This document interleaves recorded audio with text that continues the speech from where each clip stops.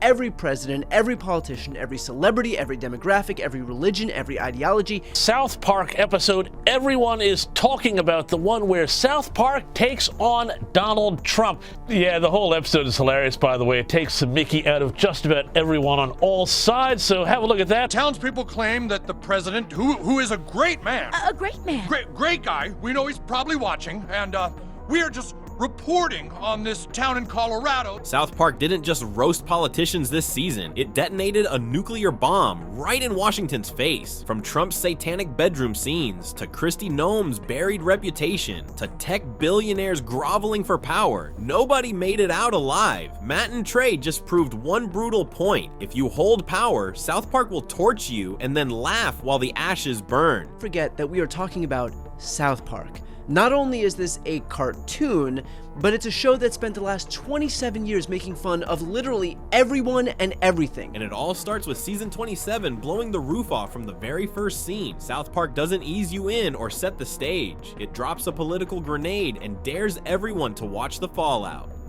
Matt Stone and Trey Parker come out swinging with the kind of chaos, savagery, and no-filter satire that made the show infamous in the first place. No one gets a warning shot, no one gets spared. If you are in power, you are already in the blast zone.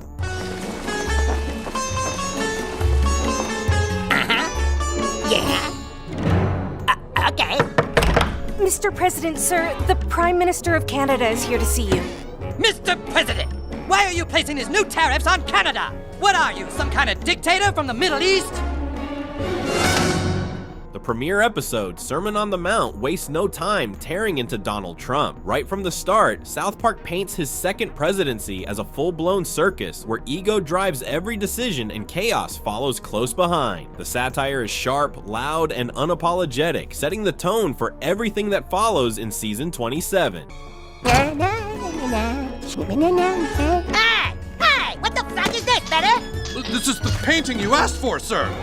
Why is my dick so small? But that's the size it is in the photo. Get this guy out of here! I'm gonna sue you! I'm gonna sue both of you! Trump's portrayal is as brutal as it is hilarious. He is shown wandering the White House, obsessing over the size of his portraits, complaining that his face does not look big enough in the hallway. It is the perfect visual metaphor for his fragile vanity and desperate need for control. South Park strips him down to the most ridiculous version of himself, and the result is pure chaos on screen. I don't want to right now. What? Hey, relax! Come on, Satan, I've been working hard all day! You haven't been working, you've been doing your stupid memes and just fucking around. Then comes the scene that sent shockwaves across social media. Trump in bed with Satan. At first glance, the jokes seem juvenile, but this is calculated satire at its finest. Matt and Trey know exactly what gets under Trump's skin, and they hammer his ego relentlessly, poking at his masculinity, power, and insecurity all at once. It is savage, smart, and designed to provoke a reaction. Welcome to the team, recruits. I'm Kristi Noem, head of Homeland Security. Well, she seems nice. Okay, very pretty. A few years ago, I had to put my puppy down by shooting it in the face. Because sometimes doing what's important means doing what's hard. Just when you think South Park might ease up after roasting Trump, they go straight for Kristi Noem, and it is vicious. The episode Got a Nut kicks off by dragging her infamous dog shooting scandal right into the spotlight, and they do not hold back for a second. Where most shows would avoid touching that story, Matt and Trey turn it into pure comedy napalm. South Park, they are not slowing down in their satirical takedown of the Trump administration. They're swinging at some new targets, ICE, and as you saw, DHS Secretary Kristi Noem. They exaggerate it, mock it, and make sure you cannot look away. The opening scene sets the tone immediately, turning one of the most controversial headlines into one of South Park's wildest opening acts in years. By the time the scene ends, Kristi Noem's reputation is not just bruised, it is buried deep under the rubble. This bonus clip on Twitter last night poking fun at DHS Secretary Kristi Noem's past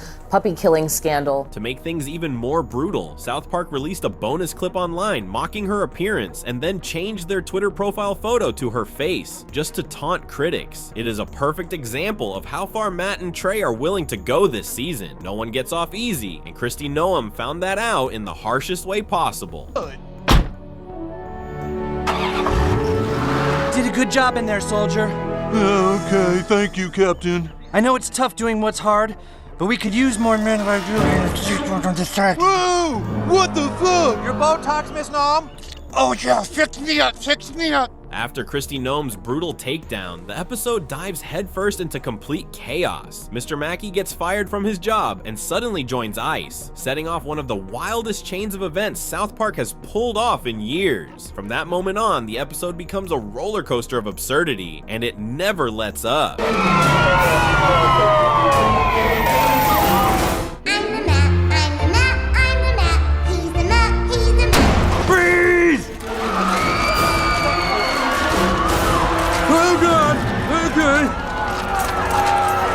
We're just here for questioning.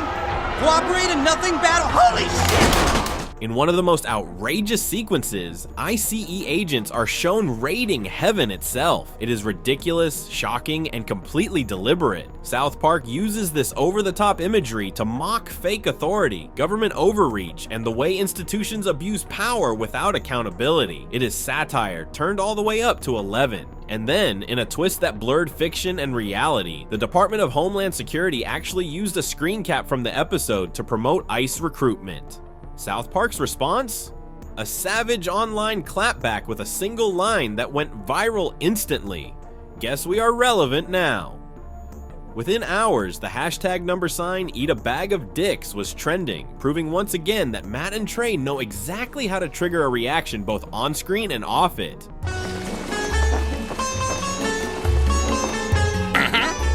Yeah. Okay. Mr. President, sir, the Prime Minister of Canada is here to see you. Just when you think South Park is done swinging, they throw in a surprise that nobody saw coming, Carolina's brief but brutal cameo. It is so quick that if you blink, you might miss it, but the impact is undeniable. Matt and Trey slide her into the chaos without any buildup, without context, and without warning. 1 second she is there, and the next she is scorched. Mr. President, a lot of your supporters are starting to turn against you. Hey, tell them to take a rest. Sir, can you please talk to them? They're really riled up.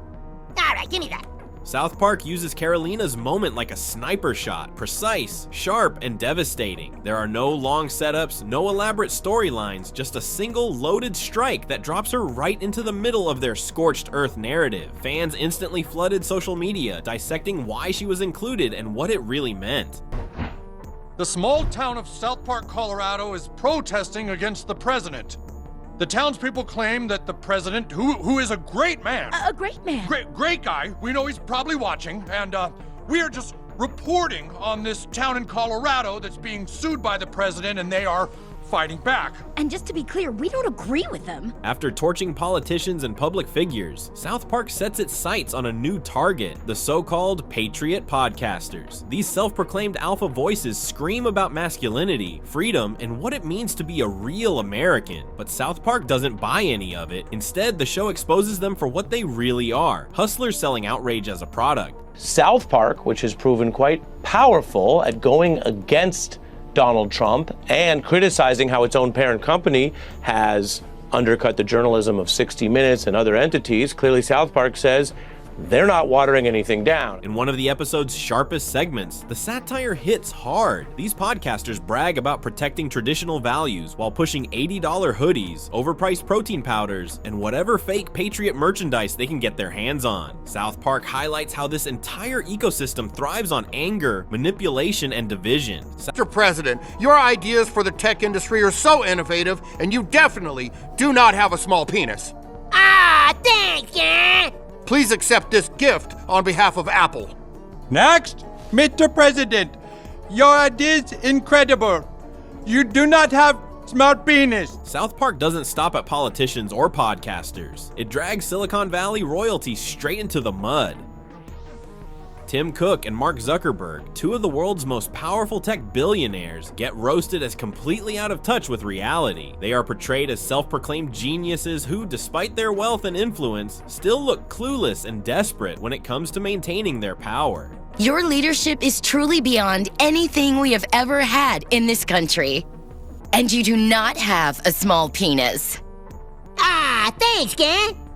On behalf of the state of Florida, I'd like to give you this gift, a silver-plated space shuttle. Next! Every gag in this segment feels like a cultural landmine. One by one, South Park detonates the myths of Silicon Valley brilliance, stripping away the polished PR layers to reveal just how insecure and power-hungry these billionaires really are. By the time the episode is over, even the richest men in the world are dragged down into the chaos, proving that nobody is above the blast zone this season. Hey, Satan!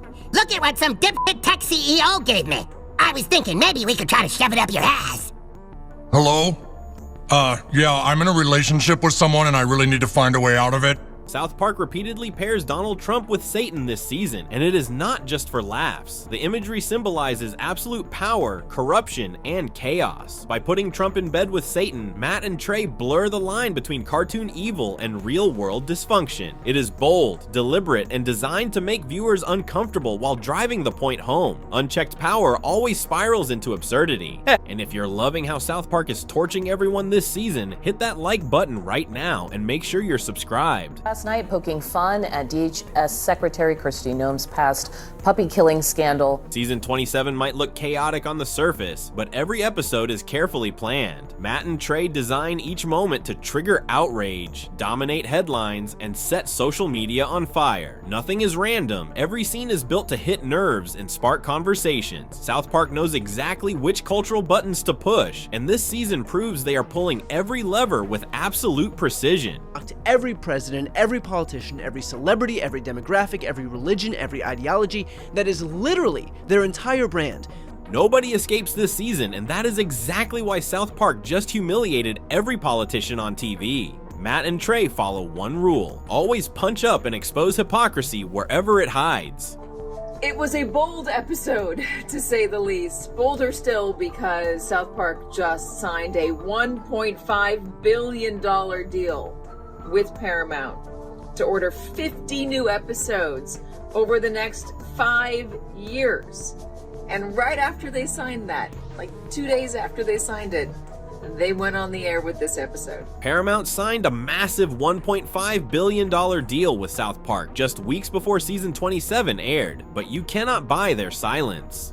Even with lawsuits involving Trump, the FCC, and corporate mergers looming, the show refuses to hold back. Instead of playing safe, South Park doubled down and delivered its most fearless and unapologetic season yet. South Park has made one thing clear: nobody is untouchable and nothing is off limits. But here's the real question: after this brutal season, who's going to dare step into South Park's crosshairs next?